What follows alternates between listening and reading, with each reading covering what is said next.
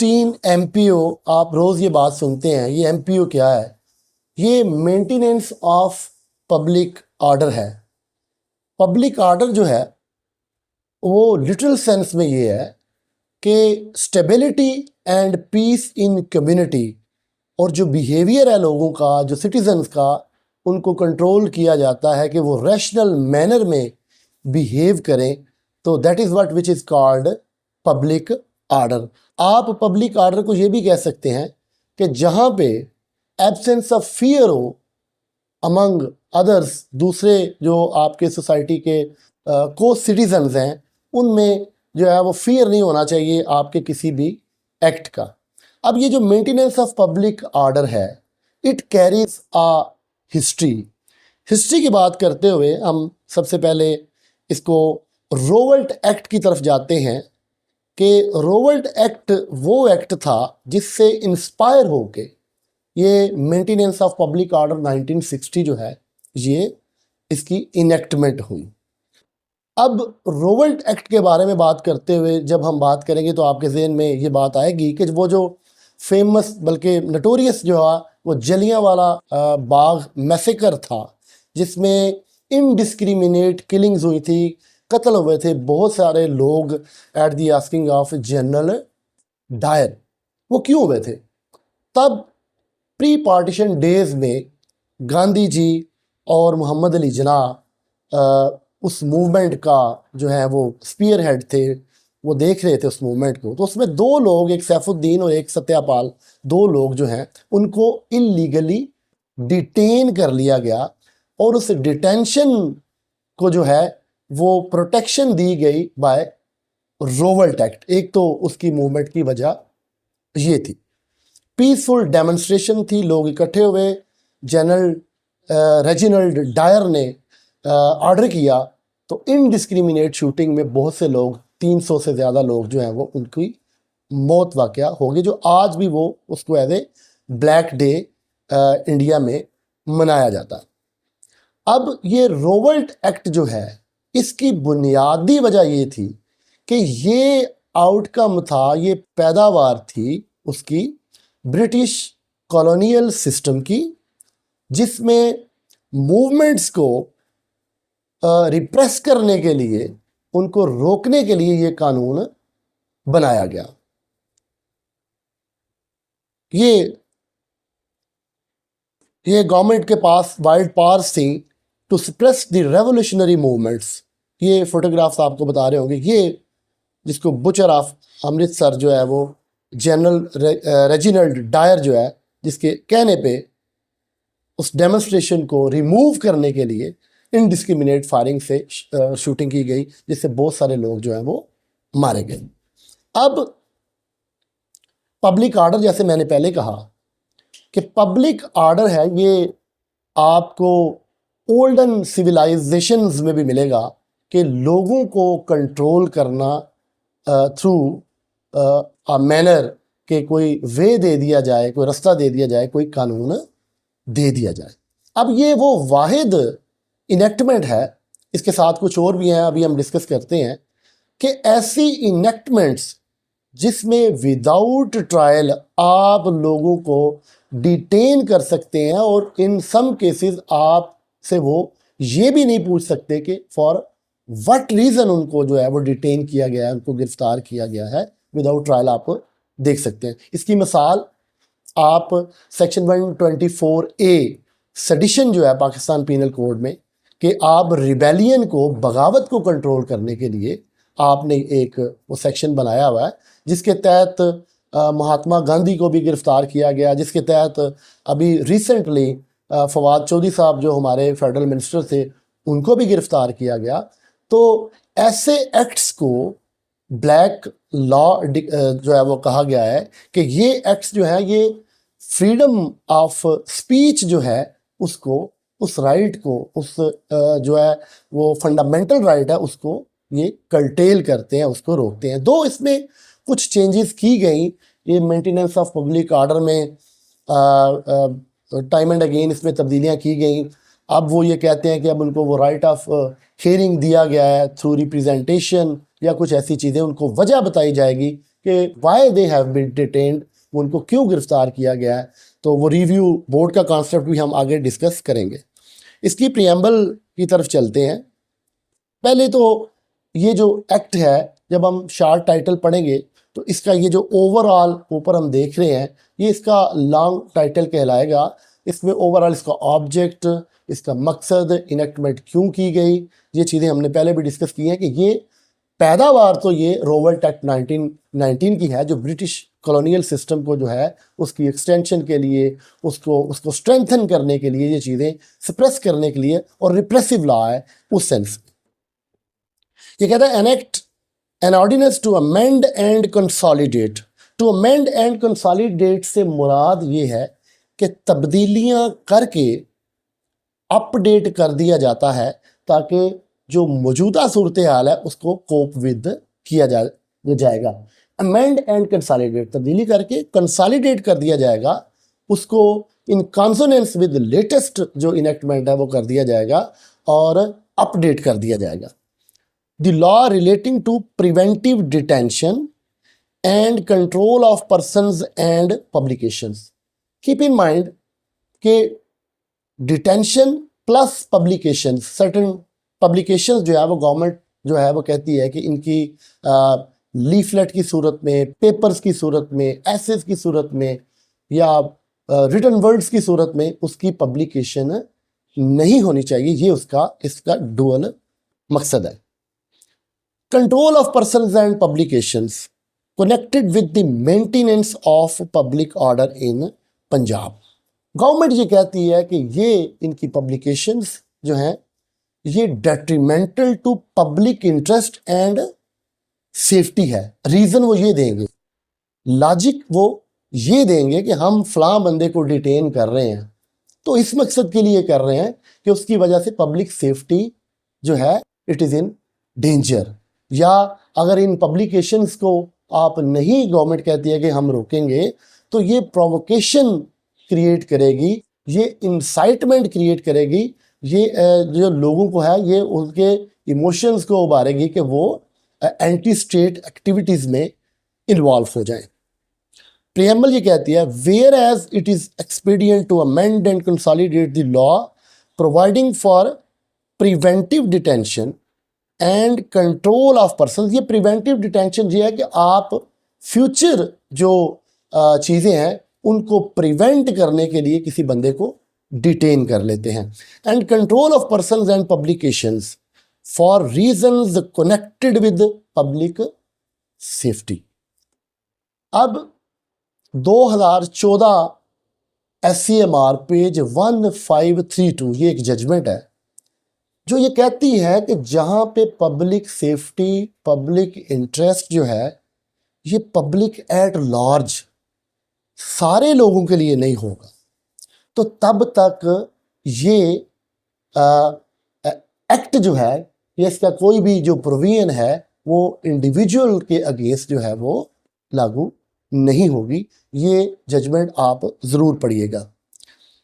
Public safety, public interest and maintenance of public order in the province of Punjab, whereas it is expedient जहां भी ये suitable होगा तो enactment कर दी जाएगी। Now therefore in pursuance of the presidential proclamation of the 7th day of October 1958, यहाँ से वो अपनी जो पावर है वो डिराइव कर रहे हैं। And having received the previous instructions of the president, the governor of West Pakistan is pleased to exercise all of the powers enabling him in that behalf to make and promulgate the following order.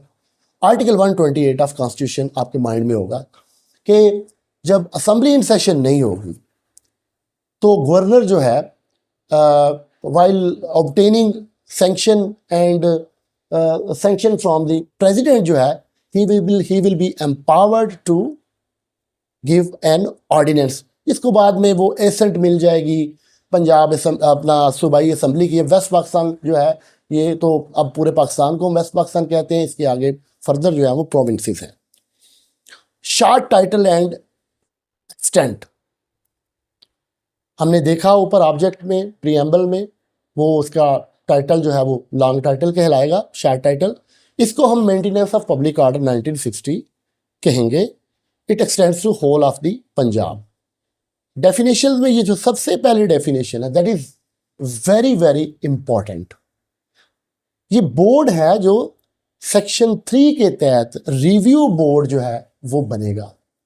इसमें तमाम जो हैं वो high court के जजेस होंगे, या वो सर्विंग जजेस होंगे, और या वो उन्होंने सर्व कर लिया होगा। एक उनका चेयरमैन होगा और बाकी दो उसके जो है वो बाकी जो उसके वो मेंबर होंगे। इस रिव्यू बोर्ड के फंक्शंस को हम इन डिटेल आगे देखते हैं ये क्या होगा।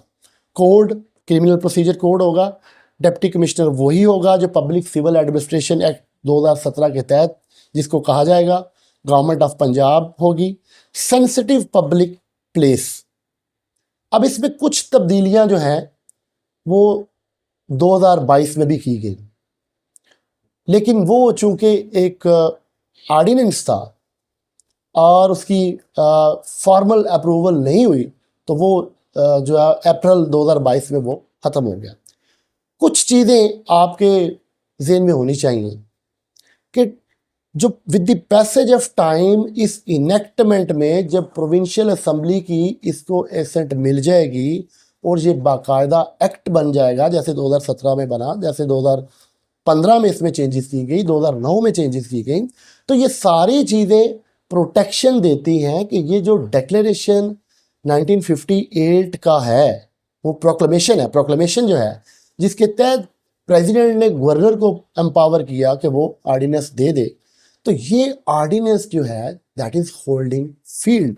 आप अपने रोज़मर्रा के मामलात में देखते हैं कि पॉलिटिकल डाइसेंट को गवर्नमेंट कंट्रोल करती है।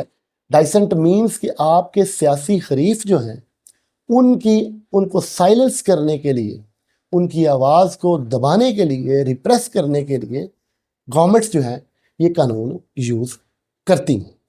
मिसाल आपको मैंने पहले भी दी, सेडिशन की दी 124A की, जिसको गांधी ने ये कहा कि ये एक ऐसा सेक्शन है, ये एक ऐसी दफ़ा है जिसको आप सारे पीनल कोड का, इंडियन पीनल कोड का प्रिंस कह सकते हैं, शहजादा कह सकते हैं।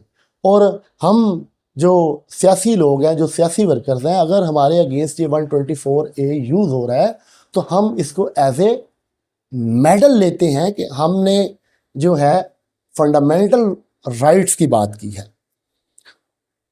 एक और बात जो मैं कहना चाहूँ 124A के साथ, वो आपको 1997 की एंटी टेररिज्म जो कोर्ट्स जो है वो स्टैब्लिश हुई, जो इन द रेन ऑफ वो जो मियां मोहम्मद नवाज शरीफ की गवर्नमेंट में, जिसको कहा तो ये गया कि हमने टेररिस्ट एक्टिविटीज़ को कंट्रोल करना है, हमने फलां करना है, लेकिन it is admitted on all hands कि उस कानून को भी जो है वो पॉलिटिकल डाइसेंट को और फॉर कोर्सिंग अपोनेंट्स जो है वो यूज़ किया गया। उसका सेक्शन आप अगर 11E, 11EE, 11EEE आप पढ़ेंगे, जहाँ पे वो प्रोस्क्राइब्ड ऑर्गेनाइजेशंस की बात करते हैं, जहाँ पे वो ये सारी उन पब्लिकेशंस की बात करते हैं। सेंसिटिव पब्लिक प्लेस क्या होगी? Means a public place where public generally gathers for any social, economic, religious, recreational or political activities, and includes all government offices and government buildings, educational institutions, hospitals and other medical institutions, courts even, worship places, recreational and amusement places or any other public place notified by the government in the official gazette as a sensitive public place. This is the definition of a sensitive public place. Now this definition covers all aspects. ये इतनी comprehensive definition है कि इसमें हर वो जगह, हर वो place आ जाएगी जहाँ पे यूजुअली लोग जो हैं वो इकट्ठे हो सकते हैं। कॉमन पब्लिक के अलावा भी अगर गवर्नमेंट ऑफिशियल्स हैं वो किसी हॉस्पिटल में इकट्ठे हो जाते हैं, कोई एजुटेशन करते हैं, अगर कोई एजुकेशनल इंस्टीट्यूशंस है तो उसमें अगर कोई स्टूडेंट्स इकट्ठे हो जा सकते हैं। तो इसने कोशिश की है सेंसिटिव पब्लिक प्लेस की डेफिनेशन देने में लेजिस्लेचर ने कि हर चीज़ में इसको कवर कर दिया जाए, जहां पे वो कहते हैं कि रिक्रिएशनल और पॉलिटिकल एक्टिविटीज हर काम जो हो सकता है। This is order power to arrest and detain suspected persons. अब इसकी टेक्स्ट आपको ये बता रही है कि अगर इंडिविजुअल को या लोगों को राइट ऑफ हियरिंग नहीं दिया जाएगा एज पर आर्टिकल 10, उनको ये बताया नहीं जाएगा विद इन 24 आवर्स कि भाई आपको क्यों गिरफ्तार किया गया, और इसमें वो ये कह रहे हैं कि बताया तो जाएगा लेकिन इन एक्सेप्शनल ग्राउंड, अगर ये गवर्नमेंट समझती है कि उसको ये बताना इंटरेस्ट ऑफ पब्लिक के अगेंस्ट है, ये वो रीज़न दे सकते हैं। तो ये रीज़न देते हुए वो उसको बताने के पाबंद नहीं होंगे। ये ऑर्डर होगा जी सेक्शन 3 का। Government if satisfied that with a view to preventing any person from acting in any manner prejudicial, ये जो वर्ड प्रिजुडिशियल वो यूज कर रहे हैं, ये सिग्निफाई करता है, ये इंप्लाई करता है, ये कह रहा है कि प्रिजुडिशियल की डेफिनेशन में गवर्नमेंट जो है, जो स्टेट ऑर्गन्स हैं, वो जो अथॉरिटी है जो ये ऑर्डर करेगी, वो ये बता देगी कि आपका ये एक्ट जो है ये डेट्रीमेंटल है, ये खतरनाक है गवर्नमेंट के लिए, या ये डिसएडवांटेज क्रिएट करेगा, ये गैर नफा बख्श होगा, ये नुकसान करेगा गवर्नमेंट का। That is what which is called prejudicial in simplest form. To public safety or the maintenance of public order, it is necessary so to do may by an order in writing direct the arrest and detention in such custody. पहली बात तो ये है, the requirement which is fundamental for the applicability of this section is the written form of order. वो ये कहते हैं कि रिटन फॉर्म में ऑर्डर होगा और नेसेसिटी बताएंगे, नेसेसरी बताएंगे, जरूरत बताएंगे कि why it is being made. Direct the arrest and detention in such custody as may be prescribed under subsection 7 of such person for such period as may subject to other provisions of this section be specified in the order. और इस order में वो लिख भी देंगे कि for how long इसको detain किया जाएगा। And government if satisfied, satisfaction government की होगी, that for the aforesaid reasons it is necessary to do so may extend from time to time the period of such detention for a period not exceeding 6 months। ये limitation आ गई कि उन्होंने 6 माह से आगे इस डिटेंशन को लेके नहीं जाना। लेकिन यहां पे वो ये एक और बात भी आगे करेंगे, अगर आपने 3 माह से आगे जाना है तो फिर you have to consult that review board, जिसकी हमने डेफिनेशन ऊपर पढ़ी है कि आपको बताना पड़ेगा, you have to satisfy that review board कि इसकी फर्दर डिटेंशन हमें चाहिए। Explanation 1, for the purpose of this section dealing in the black market or hoarding as defined in the Hoarding and Black Market Act 1948, कुछ चीज़ें वो और add कर रहे हैं। एट दैट टाइम आप इमेजिन कर सकते हैं कि ये ज़रूरी हो सकता है कि जब आप ज़हीरा अंदोज़ी की तरफ जाएंगे, आप किसी चीज़ को मार्केट से गायब करके उसके रेट्स को इंक्रीज़ करेंगे, तो इस डेफिनेशन में इस ऑर्डर को करने के लिए वो एक्सप्लेन कर रहे हैं कि ये चीज़ें भी आ सकती हैं। An act of smuggling punishable under the sea customs act 1878 और द लैंड कस्टम्स एक्ट 1924 और under any other law for the time being in force. An act which is offense under Drugs Act 1976 shall be deemed to be an act prejudicial to the maintenance of public order. Legislature यहाँ पे ये कह रहा है, ये जो तीनों हमने सिचुएशंस ऊपर डिस्कस की, अगर कोई बंदा इसका मुर्तकिब होता है किसी ऐसे ऑफेंस का, तो गवर्नमेंट ये ऑर्डर उसके बारे में कर सकती है और उस एक्ट को prejudicial to the interest of state समझा जाएगा और पब्लिक ऑर्डर का क्वेश्चन समझा जाएगा। एक्सप्लेनेशन 2 क्या कहती है सेक्शन 3 की? एक्सप्लेनेशन 2 कहती है whoever is or was a member of an association or its executive committee, one thing you should remember, मैंने एक बात की है, बात ये इंडिविजुअल की भी करेगा, बात ये किसी एसोसिएशन की, किसी बैंक की, किसी ऑर्गेनाइजेशन की, तो अगर वो भी जो है वो इस डोमेन में आता है तो उसके बारे में भी सेक्शन 3 का ऑर्डर किया जा सकता है। ये बताया जा सकता है कि आपकी ये सर्टेन पब्लिकेशन जो है वो ठीक नहीं, या आप ये जो पब्लिक सेफ्टी को एंडेंजर कर रहे हैं, आप इंटरेस्ट ऑफ जो पब्लिक एट लार्ज है उसके लिए आपका ये अमल ठीक नहीं। तो ये पर्सन जो वर्ड यूज हुआ है, ये person as a corporation, as a company, as an कहते हैं एसोसिएशन, इसको देखा जा सकता है। विच एसोसिएशन इज और has been declare to be unlawful, अगर उसको अनलॉफुल डिक्लेयर किया गया है by government under any law for the time being in force in the province at any time during the period of 7 days immediately before it was so declare to be unlawful, अगर उसको 7 दिन के अंदर अंदर उसको unlawful declare किया गया है with in span of 7 days और रिमेन्स और becomes a member of such an association, अगर कोई बंदा इंडिविजुअल जिसको अनलॉफुल डिक्लेयर कर दिया गया उसका मेंबर बन जाता है, तो और रिमेन्स या रहता है, अगर ऑलरेडी है, और is on the executive committee thereof after it has been so declare to be unlawful, या उसकी इंतजामी बॉडी में उसका कोई रोल होता है, shall be deemed to be acting in manner prejudicial. Focus on the word prejudicial.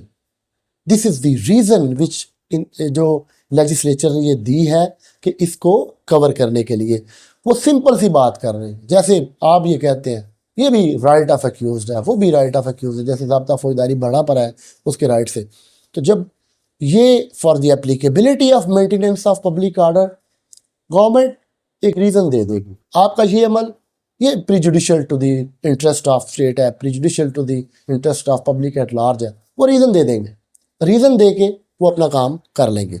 To be public safety and the maintenance of public order for the purposes of this section. अब deputy commissioner या ऐसा बंदा जिसको authorise किया जाएगा कि वो section 3 का ऑर्डर करे, what he has to do, वो अपनी रीजंस जो है इन राइटिंग फॉर्म वो देगा, अपने बिलीफ का, अपने यकीन का कि मैं क्यों ये ऑर्डर कर रहा हूँ, उसकी रीजंस उसको बतानी पड़ेगी और उसके साथ साथ इंफॉर्मेशन देनी पड़ेगी टू दी अफेक्टेड पर्सन जिसके अगेंस्ट वो ऑर्डर कर रहा है। ये कहता है Deputy Commissioner or a public servant authorized in this behalf by the government has the reason to believe, focus on the word reason to believe, that a person within his territorial jurisdiction has acted, is acting or is about to act, या कर रहा है या कर चुका है या करने जा रहा है, in a manner which is prejudicial to the public safety, again you will find the word prejudicial, or maintenance of public order, he shall immediately refer the matter to the government। अब जब उसको ये पता चल जाता है कि उसकी ज्यूरिस्डिक्शन में ये काम हो रहा है या होने वाला है या हो सकता है, तो वो अपनी रीजंस दे के गवर्नमेंट को इन्फॉर्म कर देगा। लेटर ऑन हम देखेंगे कि उसको भी बताना ज़रूरी है जिसके अगेंस्ट वो करना चाह रहे हैं। Section 3 subsection A, an order of arrest under subsection 1 may be addressed to a police officer और एनी अदर पर्सन। ये जो ऑर्डर है ये गवर्नमेंट किसी को भी कह सकती है कि इसकी इम्प्लीमेंटेशन कर लो। एंड सच ऑफिसर और person shall have the power to arrest that person mentioned, और उसके पास ताकत होगी कि वो उसको गिरफ्तार कर ले। ही मे यूज सच फोर्स, उसके पास फोर्स यूज करने का अख्तियार होगा। द पुलिस ऑफिसर और the person as the case may be shall commit the arrested person to such custody as may be prescribed under subsection 7। आगे चलते हैं, सब सेक्शन बी क्या कहता है? वो कहता है कि सब इंस्पेक्टर होगा, उससे बिलो रैंक का वो बंदा नहीं होगा, अगर वो सेटिस्फाइड है, उसके पास क्रेडिबल इंफॉर्मेशन मौजूद है कि जिसके अगेंस्ट ये ऑर्डर अरेस्ट और डिटेंशन का किया जा रहा है वो उस ऑफिसर की ज्यूरिस्डिक्शन में, उसकी टेरिटोरियल ज्यूरिस्डिक्शन में, उसके इलाके में वो मौजूद है, वो उसको विदाउट वारंट गिरफ्तार कर लेगा, जिस तरह के वो एड्रेस किया जाएगा और उसके बाद उसको वो कमिट कर देगा प्रिजन में जहाँ भी उसने भेजना होगा। Custody as may be prescribed, ये मेरा ख्याल है उसके बाद ये भी हमने देख लिया है।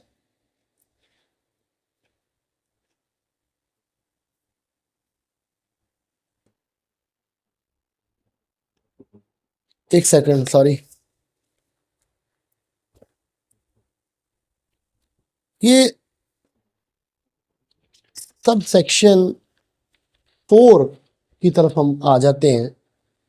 On receipt of reference under sub section 2 government में, ये ऊपर जो हमने देखा है, ये जब रेफर किया जाता है कि आप इसको गिरफ्तार कर लें, जो ऑथोराइज्ड ऑफिसर है जब वो अपनी information on the basis of reasonable grounds दे देता है, तो आगे क्या होता है?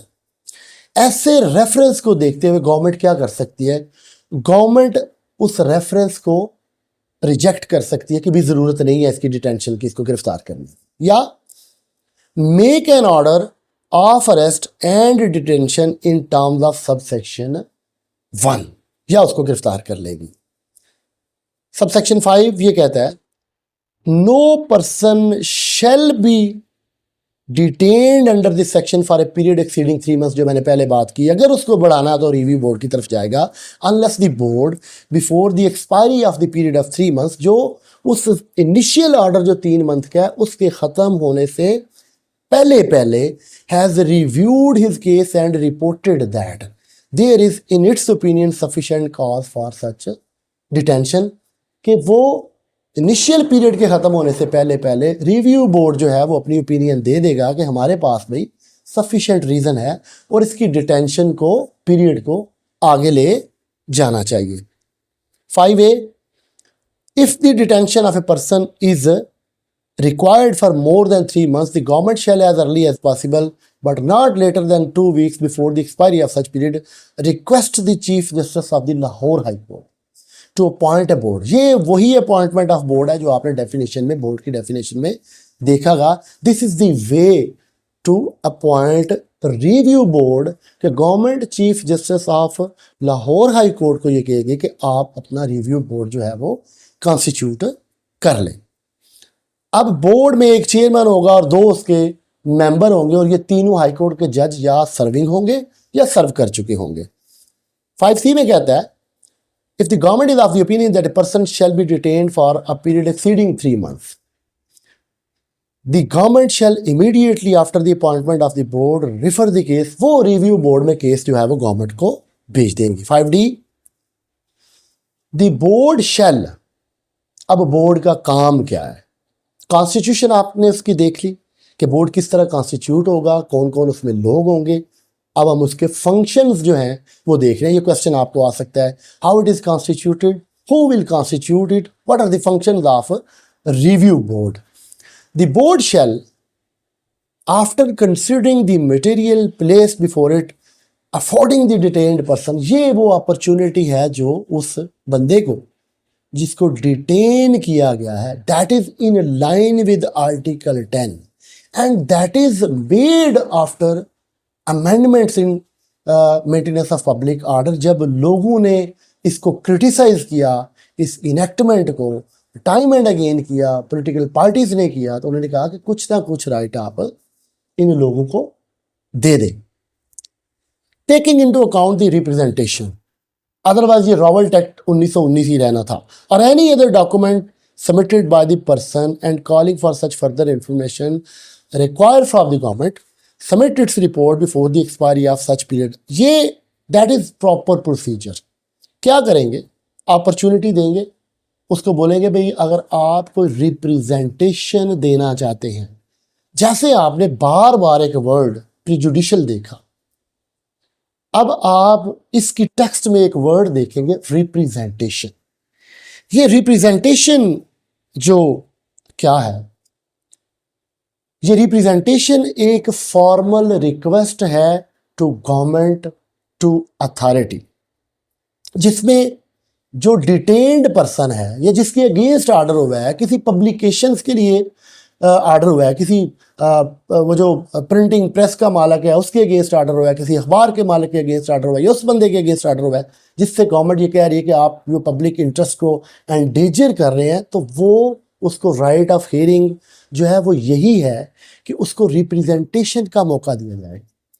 जैसे आप देखते हैं कि 16 MPO में फ़लाँ जो है वो फ़लाँ सेक्ट का बंदा जो है वो मौलाना साहब को उन्होंने पकड़ लिया। आप अक्सर देखते हैं, आप रोज़ देखते हैं न्यूज़पेपर्स में, प्रिंट मीडिया में, इलेक्ट्रॉनिक मीडिया में, तो वो उसको राइट ऑफ रिप्रेजेंटेशन दिया जाता है कि आप रिप्रेजेंटेशन करें, अपनी रीजंस बताएं कि ये जो ऑर्डर सेक्शन 3 का किया गया है मुझे डिटेन करने का, ये गलत है, आपके पास क्रेडिबल इंफॉर्मेशन नहीं है, या इस ऑर्डर को अमेंड कर देना चाहिए, या इसको रिवोक कर देना चाहिए, इसकी मॉडिफिकेशन कर देनी चाहिए। तो that is what which is called the word representation.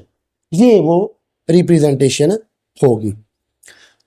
और एनी अदर डॉक्यूमेंट, या आपके पास कोई डॉक्यूमेंट है तो वो दे लें। And calling for such further information as it may require from the government. और उसके बाद एक रिपोर्ट आएगी, गवर्नमेंट देगी before the expiry of each period of 3 months to the government as to whether in its opinion बताया जाएगा कि sufficient reasons further detention की हैं या नहीं है। ये चेक होगा। बोर्ड की ओपिनियन जो है वो मेजॉरिटी से होगी। अगर उसमें 3 मेंबर हैं तो 2 लोगों की ओपिनियन अगर एक साइड पे होगी तो that will be called majority और उसी को प्रेफर किया जाएगा। Proceedings and the report of the board.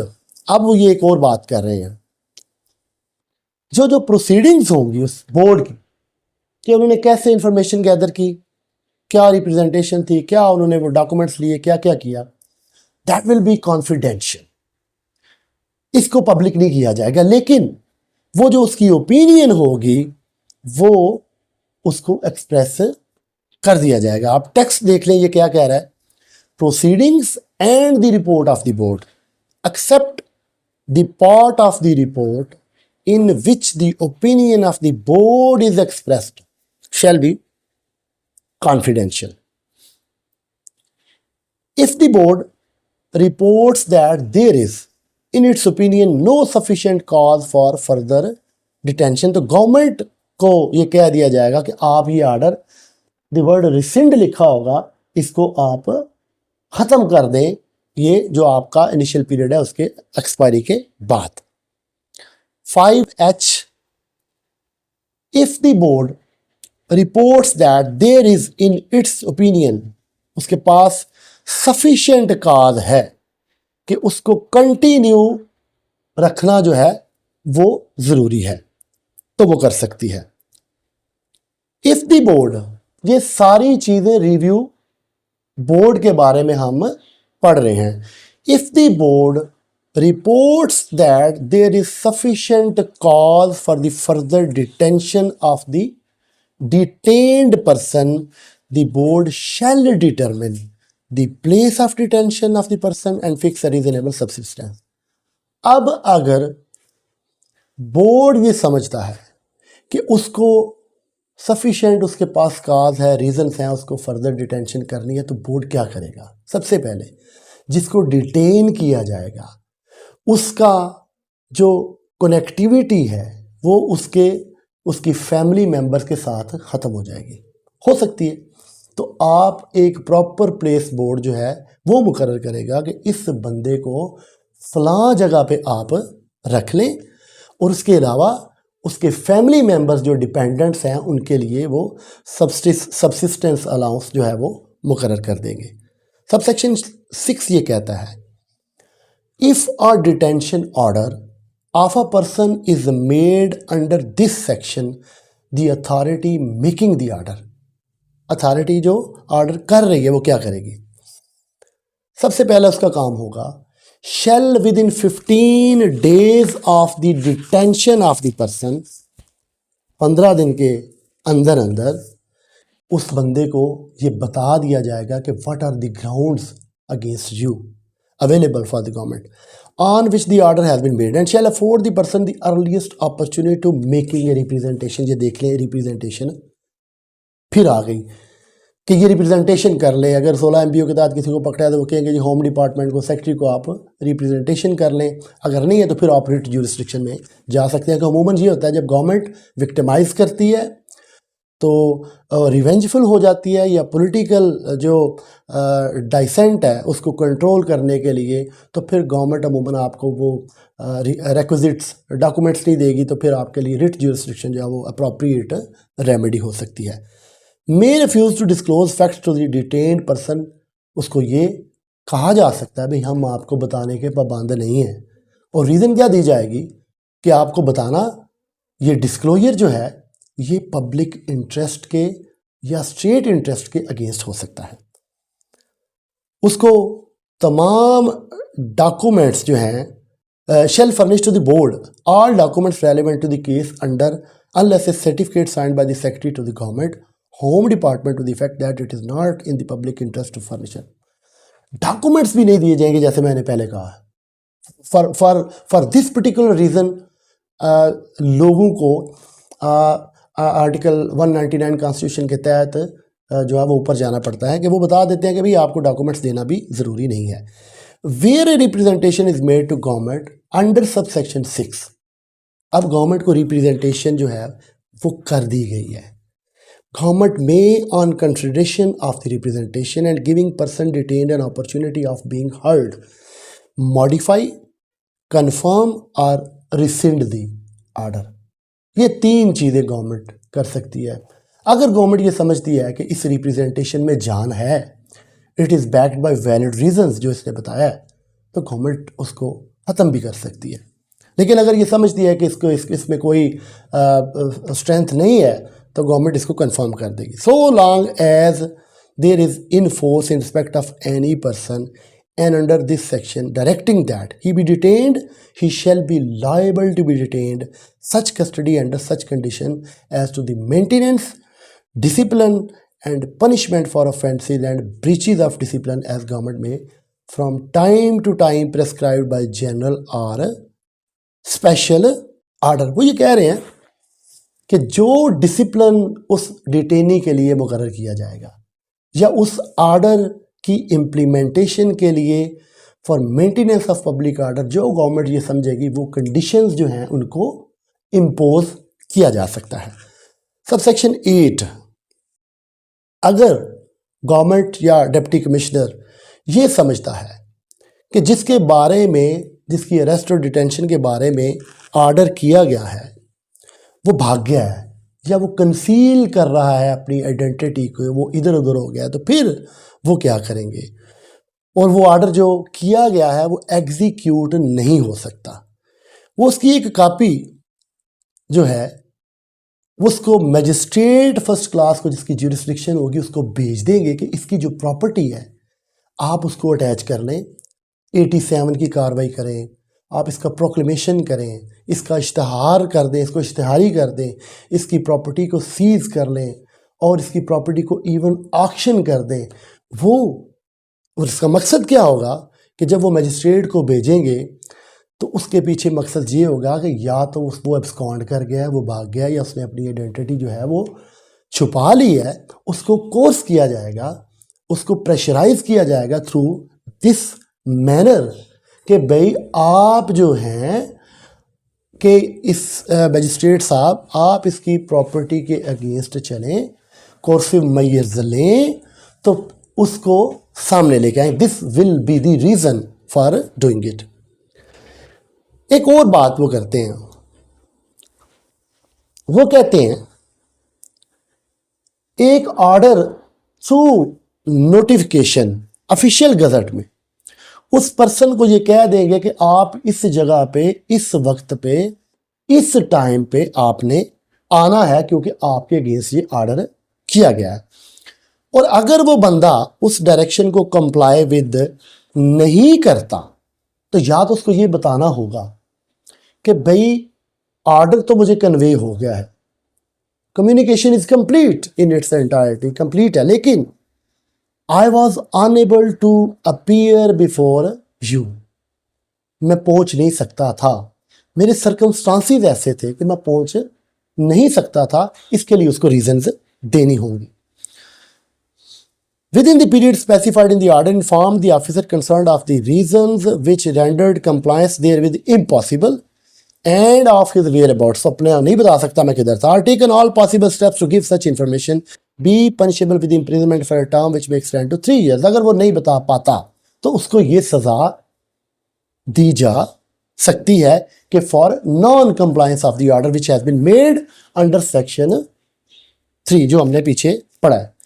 Government may at any time, subject to such conditions as it may think fit to impose, release a person under this section and may require him to enter it. वो government उसको कह सकती है कि आप ये एक bond दे दें या आपको रिलीज भी किया जा सकता है. इसके बाद हम आगे देखते हैं.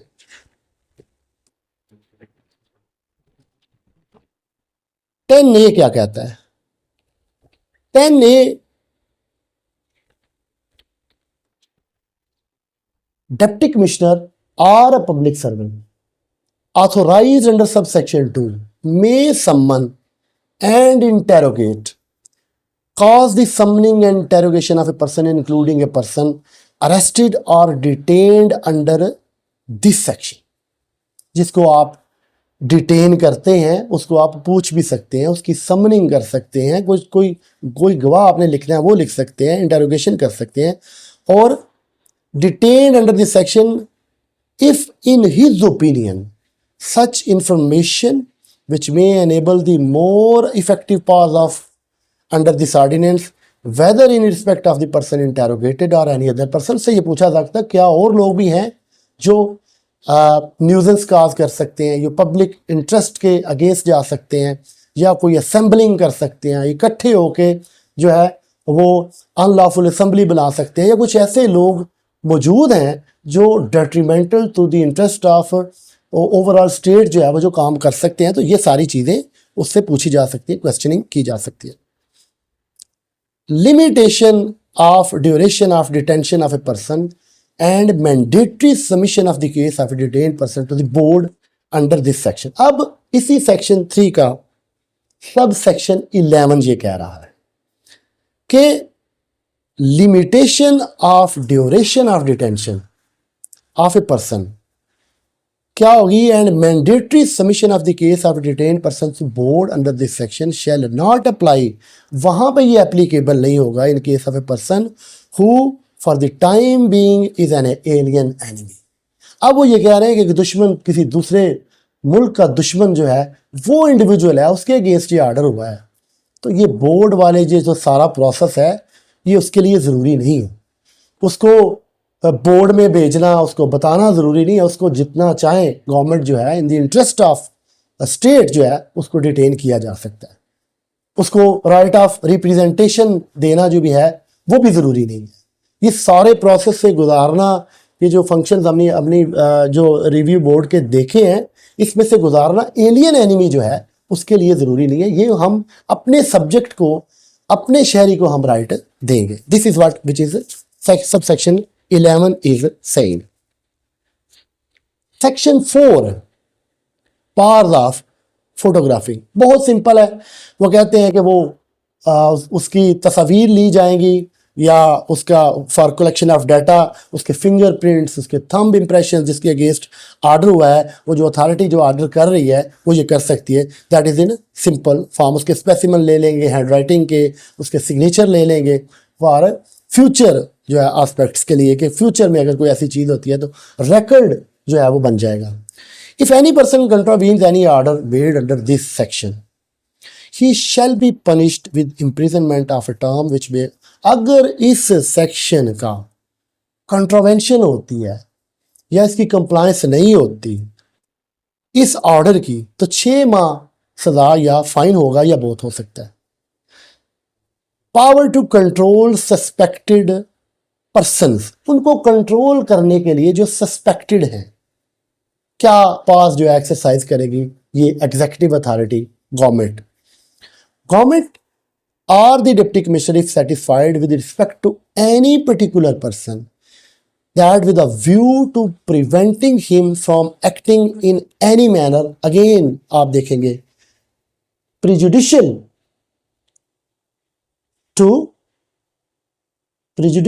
to the public safety or public interest or the maintenance of public order, it is necessary so he do may by order in writing give any one or more of the following directions। क्या directions government दे सकती है? पहली direction कि भाई आप फलां जगह पे एंटर नहीं हो सकते, उसको कहा जा सकता है। आपने अक्सर सुना होगा कि फलां जो जिसके बारे में ये ऑर्डर किया गया है डिटेंशन का या मेंटेनेंस ऑफ पब्लिक ऑर्डर के हवाले से, तो ये बंदा जो है ना इसको सूबा बदर कर दिया गया है या इस बंदे को हमने ज़िला बदर कर दिया है कि भाई आप इस सूबे में, इस प्लेस में, इस एरिया में आप नहीं आ सकते। तो इसके पीछे विजडम जो है वो to avoid public interest harm जो है, और दूसरी बात जो है ये पास जो है ये मेंटेनेंस ऑफ पब्लिक ऑर्डिनेंस जो है 1960 दे रहा है कि आप ये ऑर्डर कर सकते हैं। शैल नॉट एंटर, रिजाइड रहोगे नहीं उधर, और रिमेन इन एरी एरिया या उस एरिया में भी नहीं रहोगे that may be specified in the order. Shall reside or remain in any area that may be specified in that order. अब ये हर चीज़ उस ऑर्डर में लिखी गई है, जैसे हमने पहले डिस्कस किया कि वो जो order maintenance of public order के हवाले से, ऑर्डिनेंस के हवाले से वो जो किया जाएगा वो रिटन फॉर्म में होगा, उसमें हर चीज़ लिखी जाएगी, उसमें रीजंस दी जाएंगी। तो ये उस अगर ये ऑर्डर ये किया जाता है तो इसमें स्पेसिफाई होगा कि भाई आपने इस एरिया से बाहर नहीं जाना। उसको अगर वो एक एरिया में है उसको रिमूव कर दिया जाएगा, पकड़ के उसको ले जाएंगे, भाई आपने इधर ही रहना है और वापस नहीं आना, in simple way. Shall conduct himself in such manner, और अगर आपने जहां भी रहना है आपने ये काम करना है and you can't do it in that manner, और उसको बताया जाएगा। Shall enter into a bond with or without sureties or for the due observance of the directions, उसके बॉन्ड ले लिया जाएगा। An order under subsection 1 made by the deputy commissioner shall not unless the government by special order otherwise directs remain in force for more than 3 months। ये जो order है ये 3 माह से ज़्यादा नहीं रहेगा। अगर 3 माह से आगे इसको लेके जाना है तो स्पेशल डायरेक्शंस, इंस्ट्रक्शंस जो हैं वो गवर्नमेंट की लेना ज़रूरी होंगी। गवर्नमेंट में एट एनी टाइम कैंसल और वेरी एनी ऑर्डर, ये जो ऑर्डर किया गया उसको कैंसिल किया जा सकता है, उसको रोका जा सकता है, वेरी किया जा सकता है, तब्दील किया जा सकता है। An order under clause A of the subsection 1, जिसमें वो ये कह रहा है कि इस एरिया में आपने रहना है, उधर जाना है या नहीं जाना। गवर्नमेंट जब वो कर लेती है as the area to which the order relates the whole province or any part thereof, पूरा सूबा या उसका एक हिस्सा। And an order made by the deputy commissioner may specify as such area the whole district. अगर government of Punjab कर रही है तो वो सूबाई हवाले से उसका ऑर्डर कर देंगे। अगर डिस्ट्रिक्ट गवर्नमेंट कर रही है तो डिप्टी कमिश्नर जो ये कहेगा कि भाई आपने इस आउट ऑफ डिस्ट्रिक्ट फलां जगह पे रहना है या नहीं रहना, जो भी करना है। Provided that no such order made by the government shall direct the exclusion or removal from the province of any person ordinarily resident in the province, and no such order made by the government shall direct the exclusion, उसको निकाला जाए, और removal उसको पकड़ के ले जाया जाए from the district of any person ordinarily resident in that district। ये उसकी एक प्रोवाइजो आ गई। सबसेक्शन 5 क्या कहता है? If an order has been made under subsection 1, the authority की क्या होगी? अथॉरिटी या डिस्ट्रिक्ट गवर्नमेंट होगी या गवर्नमेंट ऑफ पंजाब होगी या वो बंदा होगा जिसको गवर्नमेंट कहेगी कि आपने इस ऑर्डर की इंप्लीमेंटेशन करनी है। That is why the word authority is being used again and again in this act. Making the order shall within इन 15 days communicate to the person, उसको बता दिया जाएगा to whom a direction has been issued the grounds on which the order, उसको grounds बताए जाएंगे कि ये वो रीजंस हैं, ये वो ग्राउंड्स हैं जिसकी बेस पे ये ऑर्डर किया जाएगा। And afford the person the earliest opportunity, उसको अर्लीस्ट अपॉर्चुनिटी में क्या करना होगा, वही करना होगा जिसको हम बार बार कह रहे हैं, रिप्रेजेंटेशन करनी होगी। Where a representation is made to the government, an order passed under subsection 1, government में on consideration of the representation, और उसके बाद उसको मौका दिया जाना, उसको सुना जाना ऑफ बीइंग हर्ड। उस रिप्रेजेंटेशन के बाद, मौका देने के बाद उसको मॉडिफाई तब्दील किया जा सकता है, कंफर्म किया जा सकता है, ये ऑर्डर को रिसिंड किया जा सकता है, उसको ख़त्म किया जा सकता है। सबसेक्शन 5B क्या कह रहा है? अब जो ऑर्डर क्लास बी के तहत जो हमने ऊपर पढ़ी है, A B C D जो भी है, बी क्या है कि तुमने इस एरिया में रहना है, इस एरिया में नहीं रहना, इसको हम स्पेसिफाई करते हैं। Shall have effect for a period exceeding 3 months unless the board has reported before the expiry. जब भी ऑर्डर करना होगा before expiry of that period होगा कि उसकी राय में सफिशिएंट काज है, जो सब सेक्शन 3 के मुताबिक all the ancillary provisions of sub section 3 shall mutatis mutandis apply to the reference made to the board. अब ये मुटेटिस मुटेंडिस आपने बेशुमार दफ़ा देखा होगा। इसकी मिसाल हम इस तरह ले सकते हैं कि एक कंपनी दूसरी कंपनी के साथ एग्रीमेंट करती है, बहुत सारे एग्रीमेंट करती है। कंपनी ए कंपनी बी के साथ बहुत सारे एग्रीमेंट्स जो है वो करती है। एक एग्रीमेंट में वो ये कहते हैं कि हमने इसमें थोड़ी तब्दीली करनी है, चेंजेस करनी, साथ वो लिख देते हैं स्पेसिफिकली। वो ये कहते हैं कि इसमें हमने जो तब्दीली की है इस फाइनल एग्रीमेंट में, इस तब्दीली को ये समझा जाएगा कि जितने भी हमने प्रीवियस एग्रीमेंट्स किए हैं ये सारे तब्दील शुदा हैं, ये इसको अप्लाई करेगा। That is what which is called mutatis mutandis application. कि अगर कोई पहले कानून है या कोई डायरेक्शंस दी गई हैं या इससे पहले कोई मामला है तो ये समझा जाएगा कि ये उसके डोमेन में फॉल कर जाएगा। कि ये जो ऑर्डर सब सेक्शन 1 के तहत किया जाएगा ये 2 साल के लिए जो है ये इनफील्ड रहेगा। वही ऑर्डर जो हमने कहा था कि फलां बंदा इस एरिया में रहेगा, फलां बंदा इस एरिया से बाहर नहीं जाएगा, ये उसी ऑर्डर की बात कर रहे हैं। टू अवॉइड कंफ्यूजन मैं आपको ये बता रहा हूँ कि आपके ज़हन में आ रहा होगा कि आगे भी सेक्शन 5A आ रहा है, prohibition of entry of armed persons. तो for clarification I will say कि इसमें कंफ्यूजन वाली बात नहीं है। जो ऊपर हमने पढ़ा है वो पूरे का पूरा सेक्शन 5 था।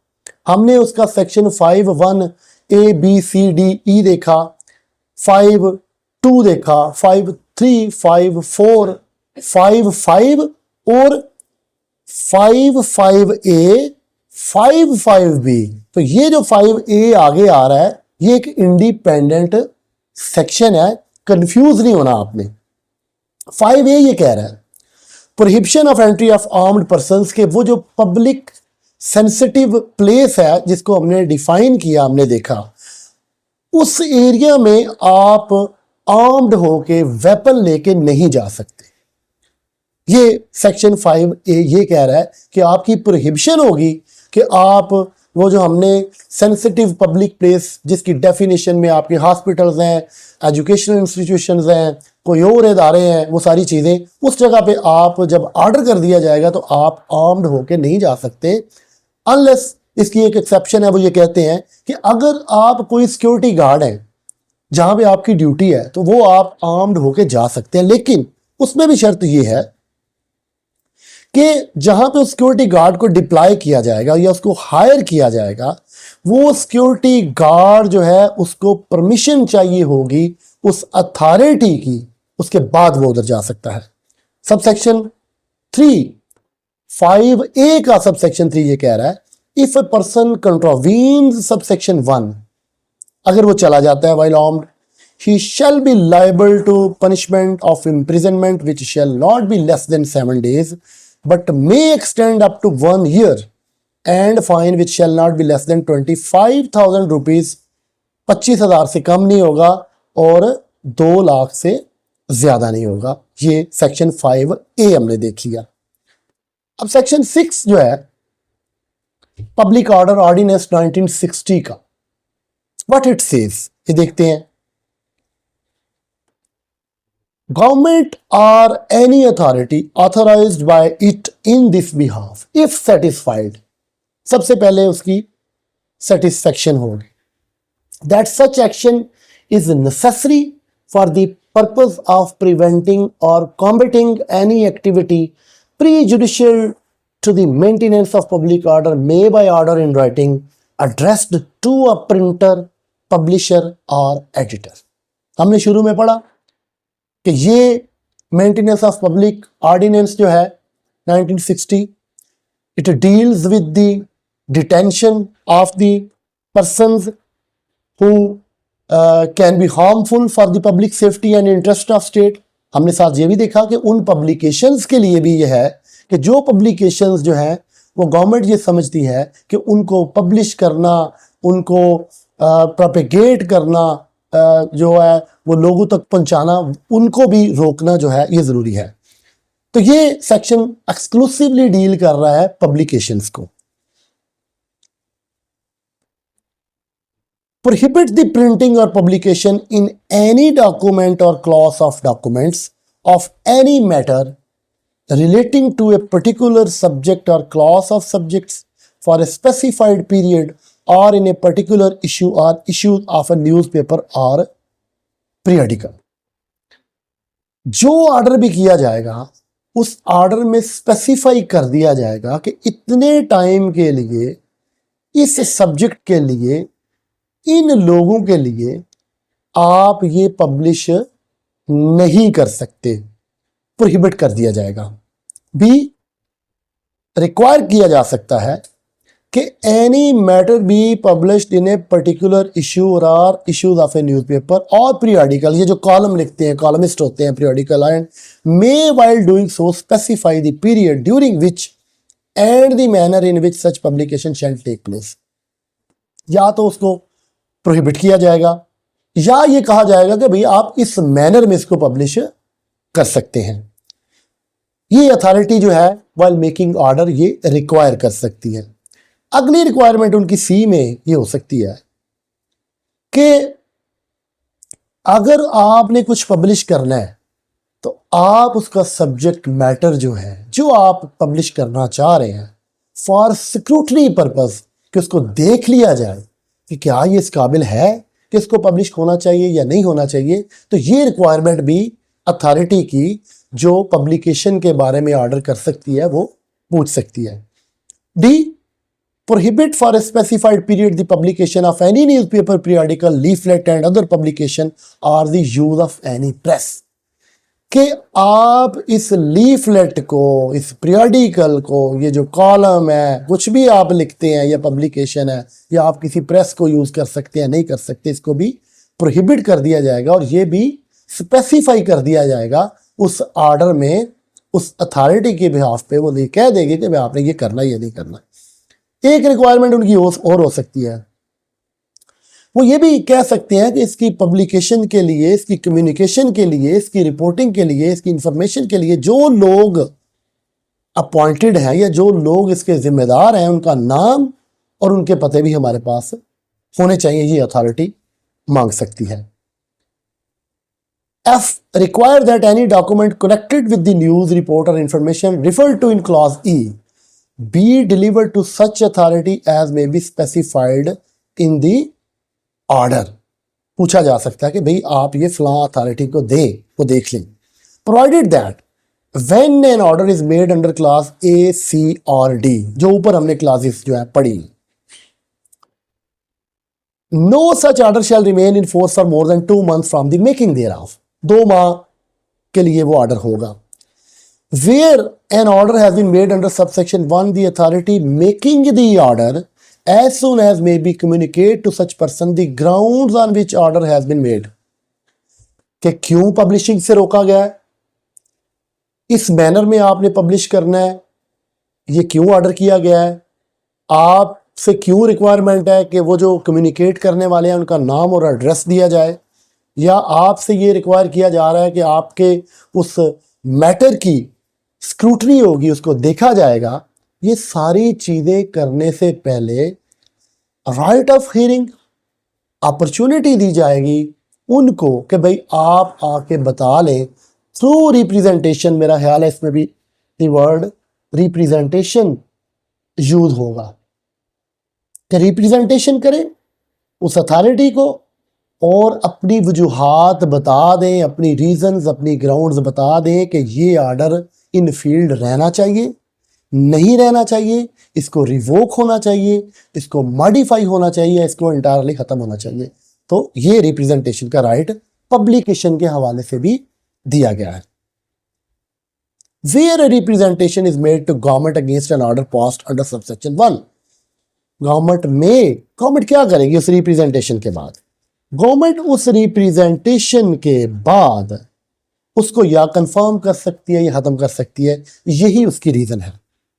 सबसेक्शन 3, और अगर इस ऑर्डर की डिसओबीडियंस की जाती है तो तमाम कॉपीज उन पब्लिकेशंस की वो सीज कर ली जाएंगी, वो ले ली जाएंगी, उसका ऑपरेटस ले लिया जाएगा, उसके इंस्ट्रूमेंट्स ले लिए जाएंगे जो उस पब्लिकेशन के लिए यूज होते हैं।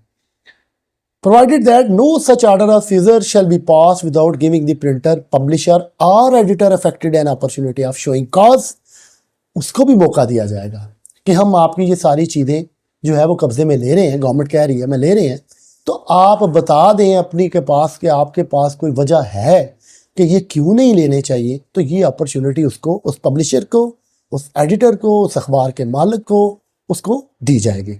6A, prohibition of certain speeches. A person shall not by words spoken or written or through visible representation directly or by implication, या तो वो डायरेक्टली बात करें थ्रू रिप्रेजेंटेशन, थ्रू अपने वो विजिबल रिप्रेजेंटेशन बताए, अपना आप दिखाए, या इम्प्लाई करे, इनडायरेक्टली बताए जिसका कोई खास मकसद हो, तो ऐसी स्पीचेस को वगैरह को एटसेट्रा का वर्ड यूज हुआ है वो उसकी प्रोहिबिशन होगी। कौन कौन सी? Support, propagate or promote any terrorist act of terrorism, terrorist organization or proscribed organization. जब वो ऐसी स्पीच या ऐसी बात सामने आती है जो किसी टेररिस्ट को सपोर्ट करेगी, उसके लिए उसको प्रोपेगेट करेगी, उसको उस ऑर्गेनाइजेशन को जो प्रोस्क्राइब्ड है, जिस पे पाबंदी लग चुकी है, या कोई टेररिस्ट ऑर्गेनाइजेशन है या कोई ऐसा अमल है, उसको जब आप सपोर्ट और प्रोपेगेट करते हैं तो that will come into domain of this section. Evoke और अटेम्प्ट टू इवोक सिंपैथी, या किसी टेररिस्ट के लिए आप हमदर्दी लेना चाहते हैं, और कंपैशन, उसके लिए आप कंपैशन लेते हैं फॉर एनी टेररिस्ट, या कोई एक्ट ऑफ टेररिज्म है, या कोई ऑर्गेनाइजेशन है, या प्रोस्क्राइब्ड ऑर्गेनाइजेशन जिस पे पाबंदी लगी है, या प्रोस्क्राइब्ड ऑर्गेनाइजेशंस को, प्रोस्क्राइब्ड लोगों को आप वो सेक्शन 11E, 11EE, 11EEE, वो जो ATC anti terrorism code act है जो, वो उसमें आप देख सकते हैं। प्रोजेक्ट कमेंड और ग्लोरीफाई एनी टेररिस्ट, जब आप प्रोजेक्शन देते हैं किसी टेररिस्ट को, उसके कामों को आप कहते हैं ये बहुत अच्छा काम कर रहा है, कमेंड करते हैं, तारीफ करते हैं, और ग्लोरीफाई, उसको ग्लोरिफिकेशन देते हैं, बताते हैं कि ये बहुत अच्छा काम कर रहा है, और पब्लिक से सिंपैथी कंपैशन लेना, उसको उसको उसको उसको हीरो बनाते हैं आप। Act of terrorism, terrorist organization or proscribed organization, तो ये भी उसमें आएगा। चैलेंज करते हैं, थॉट करते हैं, अंडरमाइन करते हैं और oppose any action of any law enforcement agency. जब आप किसी गवर्नमेंट के एक्ट को, इस आर्डर को, इस मूव को, इस अथॉरिटी के इस आर्डर को जो भी करती है उसको चैलेंज करते हैं, उसकी किसी भी काम को आप चैलेंज करते हैं, उसको ओवरऑ करते हैं, आप उसको उनको डराने की कोशिश करते हैं, किए गए काम को आप डिमीन करते हैं, कहते हैं कि ये इस काबिल नहीं है, तो ये भी उसमें आएगा। Jeopardise any ongoing security operation, कोई सिक्योरिटी ऑपरेशन हो रहा है, दहशतगर्दों के खिलाफ हो रहा है, उसको जो है जेपर्डाइज करते हैं, उसको इन क्वेश्चन लेके आते हैं। आप ये कहते हैं कि ये ठीक नहीं हो रहा, ये गवर्नमेंट का ये एक्ट जो है ये ठीक नहीं है, तो that is what which is called jeopardise against any terrorist act of terrorism organisation and proscribed organisation. Subsection 2, if a person contravenes, इस सारी चीज़ों की जो कंट्रावेंशन है, इससे डिविएशन है, इसको ना मानना, इन अहकामात को, इन डायरेक्शंस को, इस आर्डर को, या गवर्नमेंट जो चाह रही है उसको ना करना, ये ऑफेंस होगा जिसकी सज़ा 3 साल या फाइन होगी, और फाइन जो है वो 50,000 से कम नहीं होगा और 2 लाख से ज़्यादा नहीं होगा। In this section, terrorist and terrorism shall have the same meaning as assigned to these in the Anti-Terrorism Act 1997, जैसे मैंने ये पहले कहा आपको। प्रोस्क्राइब्ड ऑर्गेनाइजेशन भी वही होगी जिसको हमने कहा कि सेक्शन 11B आप देखिएगा, उसके साथ आप 11E, 11EE और 11EEE भी ज़रूर देख लीजिएगा, ये उसी में आएगा। सेक्शन 7 क्या कहता है? Power to prohibit entry in the Punjab of newspapers etc. आप ये भी देखेंगे कि अथॉरिटी जो है, या गवर्नमेंट, या जिस अथॉरिटी को भी ये कहा जाता है कि आप पब्लिकेशन रोक लें या जो भी कर लें, तो उनके पास ये भी इख्तियार होगा कि भाई हमारे इस एरिया में आपकी ये पब्लिकेशन पहुंचनी भी नहीं चाहिएगी, ये भी जुर्म होगा। If the government or deputy commissioner or a public servant authorized in this behalf by the government is satisfied, उसकी satisfaction है, रीजंस भी वही देगी गवर्नमेंट, अथॉरिटी देगी, सेटिस्फाई भी वही होगी, और उसकी मर्जी है वो आपको बताए या ना बताए। This is what where it is criticized on that basis कि इसमें जो फंडामेंटल राइट्स हैं वो उनको आप इरोजन होती है उनकी, और आपको proper fundamental rights as per maintenance order जो नहीं दिए जाते, गो की कोशिश की गई है। That the action is necessary for the purpose of preventing or combating an activity. Combating means उसको आप काउंटर फोर्स के साथ रोकने की कोशिश करते हैं। An activity which is prejudicial to the maintenance of public order. The condition president is always whatever is prejudicial to the maintenance of public order. It is he may by notification prohibit for a specified period the entry in the Punjab or in any part of Punjab of a newspaper, periodical, leaflet or any other publication. कोई भी चीज़ भी पंजाब में या इस पंजाब के किसी हिस्से में नहीं आएगी, ये ऑर्डर किया जा सकता है। No order under subsection 1 shall remain in force a period exceeding 2 months. इससे ज़्यादा वो नहीं होगा, 2 माह से ज़्यादा, ये जो ऑर्डर किया जा रहा है। The person against whom an order has been made, वो गवर्नमेंट के पास रिप्रेजेंटेशन कर सकता है। जो ऑर्डर भी गवर्नमेंट प्रीजुडिशियल समझेगी वो ऑर्डर करेगी, उसमें राइट ऑफ हियरिंग दिया जाएगा और उसको रिप्रेजेंटेशन का मौका दिया जाएगा। तो गवर्नमेंट के पास अख्तियार है कि आफ्टर कंसिडरिंग रिप्रेजेंटेशन उसको ख़त्म कर दे या उसको मॉडिफाई कर ले। In the event of disobedience of an order under this section, क्या होगा? गिल्टी ऑफ डिसओबीडियंस होगा, वो किसी और कानून के तहत भी तो वो डिसओबीडियंस भी गिनी जाएगी, और अगर इसके तहत होगा तो that will be coupled with that disobedience. No order of seizure under सब section 4 shall be passed without giving a person affected an opportunity to show cause against। भाई आपके अखबार हम यहाँ नहीं आने देते, मौका दिया जाएगा। भाई क्यों नहीं आने दीजिए, अगर आपके पास कोई कॉज है, वजह है तो आप बता दें, that will be considered. Section 8 power to secure reports of public meetings. ये एक बात वो कह रहे हैं कि हेड कांस्टेबल उससे नीचे नहीं होगा, तो जहां पे भी पब्लिक मीटिंग्स होंगी उनको कह दिया जाएगा कि आप उन मीटिंग्स में जहां हो रही हैं उनको ज्वाइन कर लें और वहां से आप अपनी रिपोर्ट लेके आ जाएं और हमें बता दें। ये गवर्नमेंट जो है वो उन पब्लिक मीटिंग्स की रिपोर्ट ले लेगी।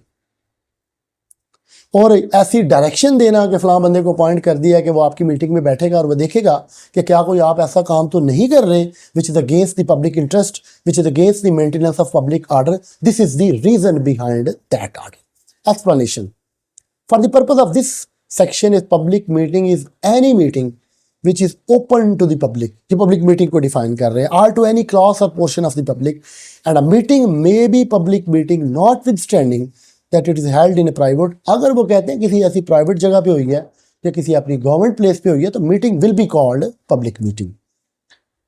Section 8A recording of certain speeches.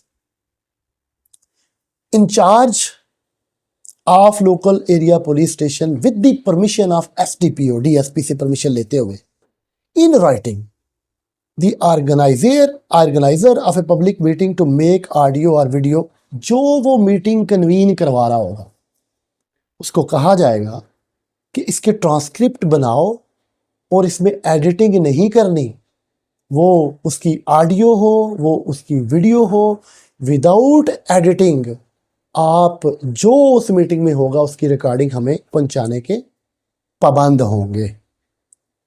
The officer receiving the recording under subsection 1 shall transmit the recording to such officer, जिसको कहा जाएगा उसको वो ऑफिसर जो है वो भेज देगा उस रिकॉर्डिंग को। अगर कोई बंदा इस प्रोविजन की कंट्रावेंशन करता है या इसकी डिसोबीडियंस करता है तो उसकी सजा 6 माह और फाइन होगी, और फाइन 25,000 से कम नहीं और 1 लाख से ऊपर नहीं होगा। इन दिस सेक्शन ऑर्गेनाइजर कौन होगा?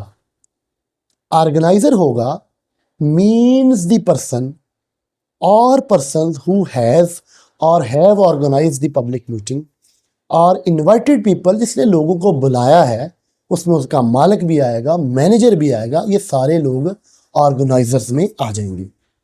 पब्लिक मीटिंग की वही डेफिनेशन होगी जो हमने ऊपर सेक्शन 8 में पढ़ी है। अब service of orders in writing, इन सारे ऑर्डर्स की सर्विस जो है ये राइटिंग में होगी। How it will be made, अगर कोई डायरेक्शन गवर्नमेंट से दी गई है उस डायरेक्शन के in accordance with, if it is an order address to any servant of government or authorising any servant of government to take any action shall be given in original or copy.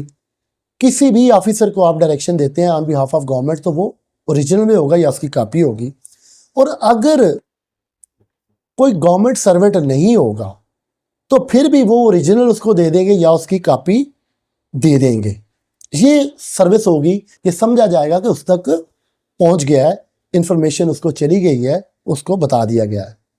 It is an order addressed, if it is an order address to the public generally, अगर पूरी public को आपने address करना है तो आप उसका कोई भी मोड जो है वो इंफॉर्मेशन के लिए, आप न्यूज़पेपर में वो कह सकते हैं कि ये ऑर्डर हो गया। अभी मॉडर्न वेज को आप देखेंगे, आप सोशल मीडिया पे आप दे सकते हैं, that will be considered that the public at large have been informed. आप टीवी पे दे सकते हैं, आप केबल पे दे सकते हैं, आप थ्रू एनी मोड दे सकते हैं। Any person on whom order is served as provided in clause B or clause C of subsection 1 shall be deemed to have notice. अगर आप इस वे में जो ऊपर बताया गया है आप उनको सर्विस कर देते हैं, सर्विस कंप्लीट हो जाती है, तो ये समझा जाएगा कि they got information, they got knowledge of it, और उनको नोटिस जो है वो चला गया है। इसके अलावा भी वो बात करते हैं कि अगर कोई कॉरपोरेशन है, कंपनी है, बैंक है, तो उसका भी जो ऑथोराइज्ड जो उनका ऑफिसर होगा, उनका कोई सेक्रेटरी होगा या कोई बंदा होगा, अगर उसको सर्विस हो जाएगी तो ये समझा जाएगा कि उस एसोसिएशन को सर्विस हो गई है। और अगर उनका कोई ऑथोराइज बंदा नहीं होगा तो जिस जगह पे वो बिजनेस कर रहे होंगे, कोई कंपनी या कोई ऐसा इदारा, तो उधर अगर आप पहुंचा देते हैं तो ये भी सर्विस ही समझी जाएगी। ये सबसेक्शन 3, ये सबसेक्शन 2 ये कह रहा है। Where a provision of the ordinance empowers an authority, officer or person to take action by order, the provision of subsection 1 and 2 shall not apply in relation to such order, and all persons whom the order concerns shall upon its notification be deemed to have been duly informed. ये भी duly information की बात कर रहा है। पार to issue search warrant, ये search warrant वो ये कह रहे हैं कि जिस तरह आपने ज़ाब्ता फौजदारी में आपने सर्च वारंट का वो चैप्टर है, आप 96 से ऑनवर्ड आप देखते हैं, तो ये कह रहे हैं कि अगर 98 के तहत अगर आपके पास अख्तियार होगा कि जिस तरह मजिस्ट्रेट सर्च वारंट इशू करता है कि फ़लाँ चीज़ जो है वो रिकवर कर लाओ, फ़लाँ पब्लिकेशन ले आओ, फ़लाँ चोरी की कोई चीज़ है तो वो ले आओ, तो ये सर्च वारंट इशू किया जा सकता है सेक्शन 98 के तहत इन दैट पर्टिकुलर सेंस, जिस सेंस में ज़ाब्ता फौजदारी में 98 के तहत होता है।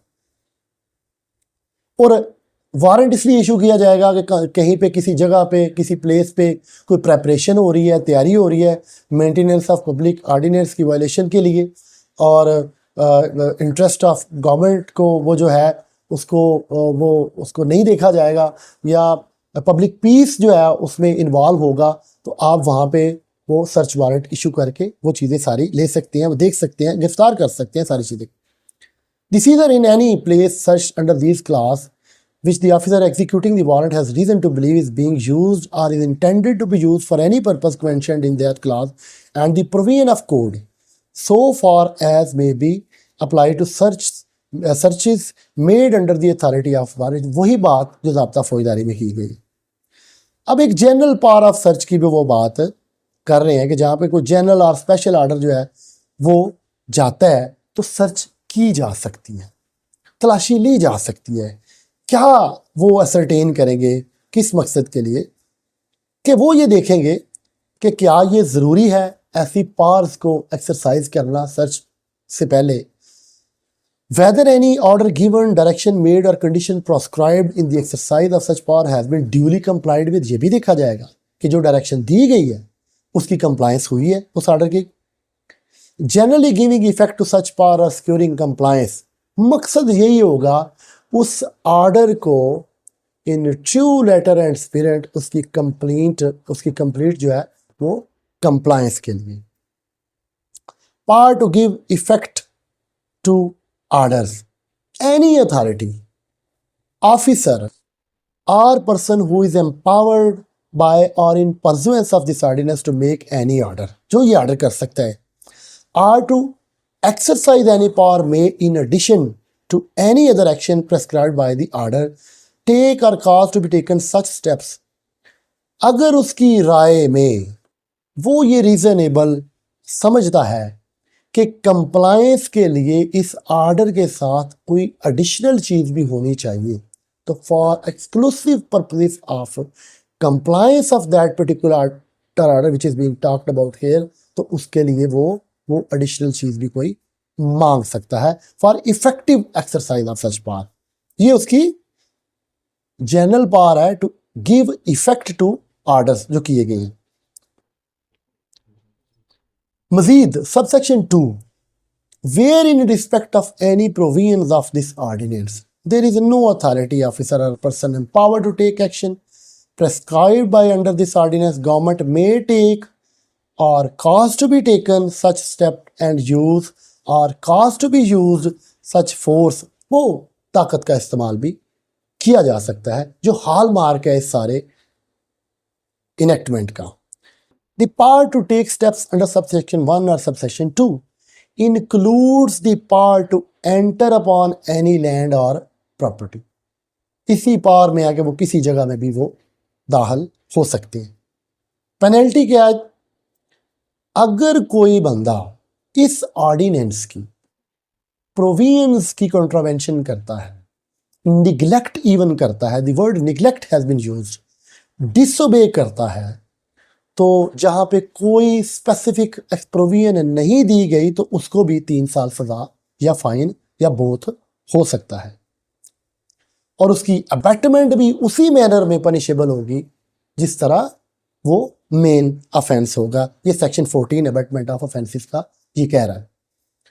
सेक्शन 15, जहां पे कोई कारपोरेशन या कोई एसोसिएशन जुर्म करती है तो उसका कोई अगर सेक्रेटरी होगा, डायरेक्टर होगा, मैनेजर होगा, तो he will be held responsible for that offence unless कि अगर वो ये कहता है कि मेरे पास इसका नॉलेज नहीं था, ये जो अफेंस हुआ है, या मेरी मर्जी शामिल नहीं थी, ये उसको एक प्रीमियम दिया गया है कि वो इससे इस लाइबिलिटी को एस्केप कर सकता है, ये कह के कि ये जो हुआ है कारपोरेशन की बेस पे, ये ना इसमें मेरी मर्जी शामिल थी और ना ये मेरे नॉलेज में था।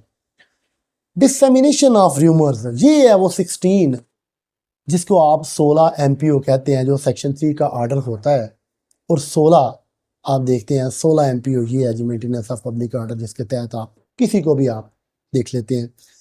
वो ये कहते हैं कि हुएवर मेक्स एनी स्पीच, कोई अगर तकरीर करता है, आपने अक्सर देखा होगा कि जब रिलीजियस स्कॉलर्स को गवर्नमेंट मना करती है कि आप अगर ये करेंगे, ऐसी स्पीचेस करेंगे, तो you will be held accountable for that offence, आपको पकड़ लिया जाएगा, आपको नज़रबंद कर दिया जाएगा, वो जो हमने पीछे पढ़ा आपको इस एरिया से बाहर निकाल दिया जाएगा, या आप इस पाबंदी के तहत रह सकते हैं, या आपको ये बांड देना पड़ेगा कि आप ऐसा नहीं करेंगे। This is all about section 16।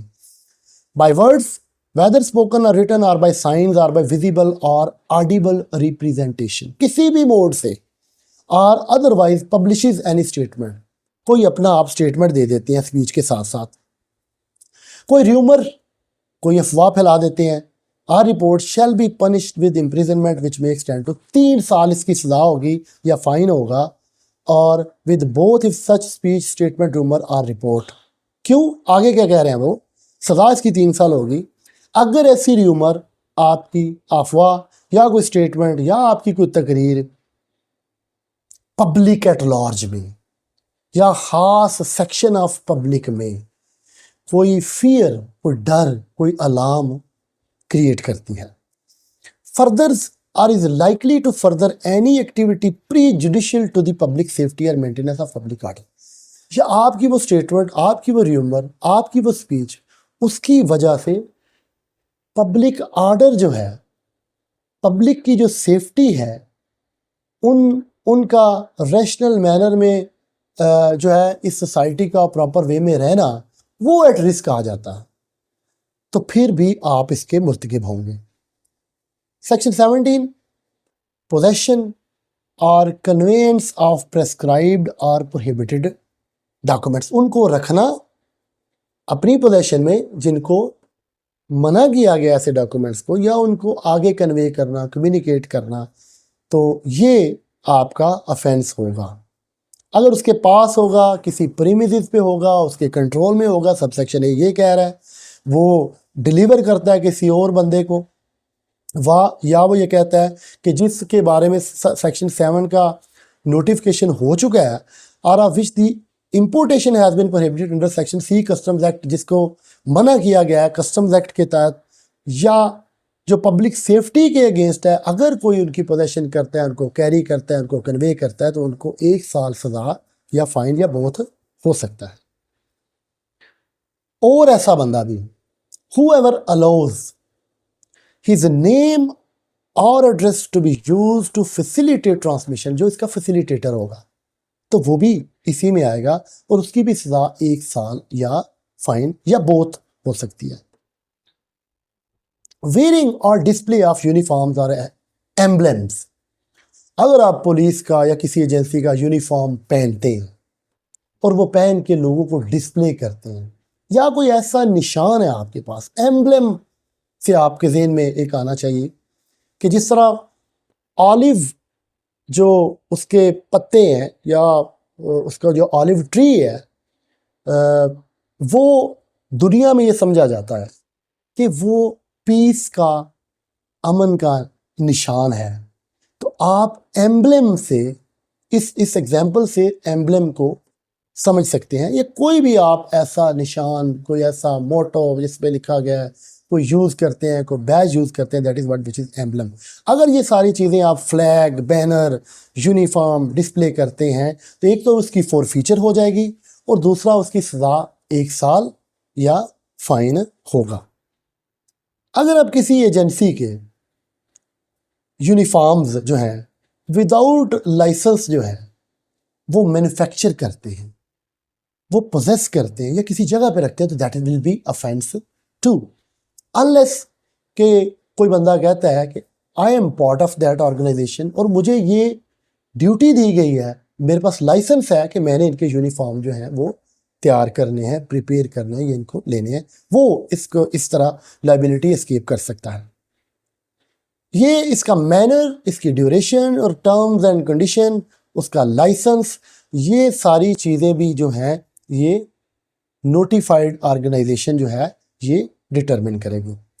अगर कोई बंदा उस लाइसेंस की कंडीशन से भी कंट्रावेंशन करता है तो उसको भी 6 माह या फाइन उसकी सज़ा हो सकती है।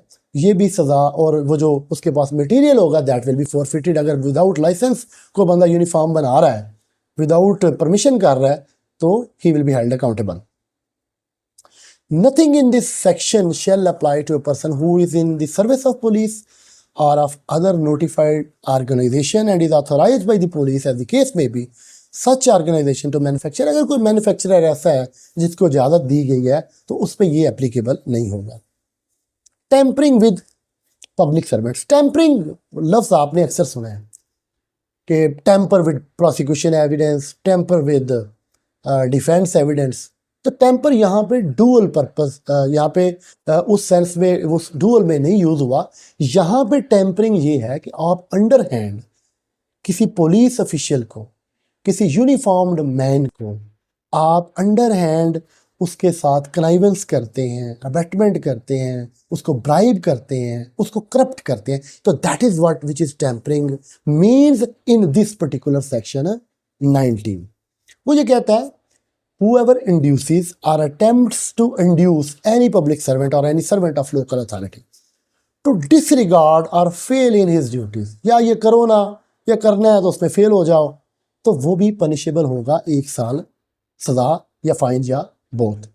सैबोटेज के सबोताज कर दिया जाता है किसी खास मकसद को, उसको फेल करने के लिए, मुझे कहते हैं सेक्शन 20 में no person shall do any act with intent to impair the efficiency or impede, रुकावट नहीं बनेंगे, the working of or to cause damage to। ऐसी बिल्डिंग, ऐसी व्हीकल, ऐसी मशीनरी, ऐसा ऑपरेटस और ऐसी प्रॉपर्टी जिसका इस्तेमाल गवर्नमेंट या लोकल अथॉरिटी करेगी, आप ऐसी चीज़ों का नुकसान नहीं कर सकते, उसकी एफिशिएंसी में या उसमें इम्पेडिमेंट, रुकावट आप क्रिएट नहीं कर सकते। That will be treated as an offence of sabotaging. Any railway, tramway, road, canal, bridge, culvert. Culvert ये जिसको आप कहते हैं पंजाबी में पाया कह लें, कि जो रेज्ड इरेक्शन होती है रोड के ऊपर। काजवे, कोई ऐसी काजवे है। एरोड्रोम, छोटा कोई एयरपोर्ट है या ऐसी जगह जहाँ पे किसी प्लेन की या किसी हेलीकॉप्टर की लैंडिंग हो सकती है। और एनी टेलीग्राफ लाइन और post defined in the telegraph act. Any rolling stock of railway और ट्रैमवे। अब ट्रैमवे तो इधर नहीं है, कराची में किसी दौर में, बम्बे में चलती थी। और एनी एयरक्राफ्ट। रोलिंग स्टॉक वो है जो रेलवे की लाइन के ऊपर, आपने अक्सर देखा होगा कि बाज़ औक़ात आप देखते हैं कि मोटर लगी हुई है, एक छोटी सी व्हीकल उस पर मूव कर रही, या वो इंजन को आगे धकेलने के लिए, पीछे धकेलने के लिए, कोई सामान लाने के लिए, तो that will be called rolling stock of railway. Any building और other property used in connection with the production, distribution और supply of any essential commodity, any sewage works, mine और factory. The provisions of subsection 1 shall apply in relation to any omission on the part of person to do anything which he is under a duty either to government or to any public authority as they apply to the doing of any act by person। ये सारी चीज़ें अगर इसमें आप impede करते हैं, इसकी working में, इसकी एफिशिएंसी में नुकसान करते हैं तो सैबोटेज होगा। Subsection 3,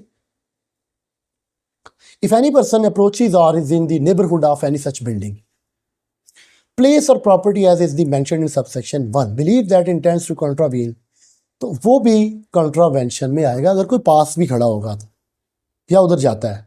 If any person contravenes or attempts to contravene any of the provisions of this section, उसकी पनिशमेंट 3 साल या फाइन या मौत होगी। बी से ये कहता है कि रिप्रेजेंटेशन अगेंस्ट सर्टेन ऑर्डर्स, जिसको हमने बार बार आज देखा है कि representation, where a representation is received under clause subsection 5 of section 5 against an order under clause A, C, D or E of subsection 1 of section 5, government shall, if the order represented against is not rescinded or cancelled, उसको ख़त्म नहीं किया गया या cancel नहीं किया गया, तो ये ऑर्डर 3 माह से ज़्यादा नहीं रहेगा। और अगर उसने उससे आगे जाना है तो फॉरवर्ड दी केस, वो केस फॉरवर्ड कर लेगा उस रिप्रेजेंटेशन समेत जो बोर्ड बनेगा, रिव्यू बोर्ड। अगर रिप्रेजेंटेशन गवर्नमेंट को, ऊपर बात हो रही थी रिप्रेजेंटेशन सेक्शन 5 की उन क्लासेस के तहत, नीचे वो ये कह रहा है कि अगर सब सेक्शन 3 की सेक्शन 6 और सब सेक्शन 2 ऑफ सेक्शन 7 के तहत कोई ऑर्डर किया जाता है, रिप्रेजेंटेशन उधर रहती है, तो फिर भी वो फॉरवर्ड दी केस कर देंगे including the representation to board constituted under सब सेक्शन 5 और सेक्शन 3। ये दो बातें इसलिए हैं कि एक तो पब्लिकेशन का जो है वो पब्लिकेशन इन्वॉल्व है, दूसरा डिटेंशन ऑफ इंडिविजुअल्स है, लोगों की डिटेंशन है। The board shall after considering the representation and such further information और मटीरियल ले सकते हैं, इंफॉर्मेशन मटीरियल फर्दर ले सकते हैं, और जो बंदा रिप्रेजेंटेशन कर रहा है, जो कह रहा है कि भाई मेरे मामले को देखें, and giving such person an opportunity of heard, उसको सुना जाएगा, अपनी रिपोर्ट और रिकमेंडेशंस के साथ वो गवर्नमेंट को बोर्ड भेज देगा। अगर बोर्ड ये रिपोर्ट करता है कि गवर्नमेंट का ये ऑर्डर अनजस्टिफाइड है, तो ये ऑर्डर उस रिकमेंडेशंस की सूरत में, क्योंकि उस बोर्ड में वो जजेस हैं, वकेट हो जाएगा, ख़त्म हो जाएगा। A magistrate of the first class shall conduct the trial of an offence under this ordinance punishable to imprisonment which may extend to 1 year or fine or with both in accordance with chapter 12 of the code relating to summary trial, जो 260 से 265 का जो summary trial का chapter है उसके तहत इसका trial हो जाएगा। Notwithstanding anything contained in any other law, the government may by notification direct that a magistrate of first class shall conduct the trial of any offence under this ordinance in accordance with the criminal procedure code। Compounding of offence, government या उसका specifically कोई authorised बंदा है इन this behalf किसी भी stage पे under specified conditions compound an offence under section 8A, ऊपर हमने पढ़ा, or under section 18A of this ordinance subject to the deposit of administrative penalty, उसको कहा जाएगा कि ये आप पेनल्टी दे दें 25,000 रुपये तक, तो हम कंपाउंड कर लेते हैं, राजीनामा कर लेते हैं। The offence under this ordinance shall not be compoundable if the accused had been previous, अगर वो पुराना आदि मुजरम है, प्रीवियसली कॉन्विक्ट है, तो और पहले उसने ऑफेंस किया, वो कंपाउंड भी किया गया और वो दोबारा रिलैप्स करता है, दोबारा वो जुर्म करता है, तो फिर वो कंपाउंडेबल उस मुल्ज़म की हद तक नहीं होगा। Offence under ordinance be cognizable and non bailable. Jurisdiction barred except as provided in this ordinance. No proceeding or order taken or made under this ordinance shall be called in question in any court, and no civil or criminal proceedings, उसके खिलाफ इस अगर कोई काम इस ordinance के तहत किया गया तो उन ऑफिसर्स के, उस अथॉरिटी के अगेंस्ट आप सिविल और क्रिमिनल प्रोसीडिंग्स इनिशिएट नहीं कर सकते।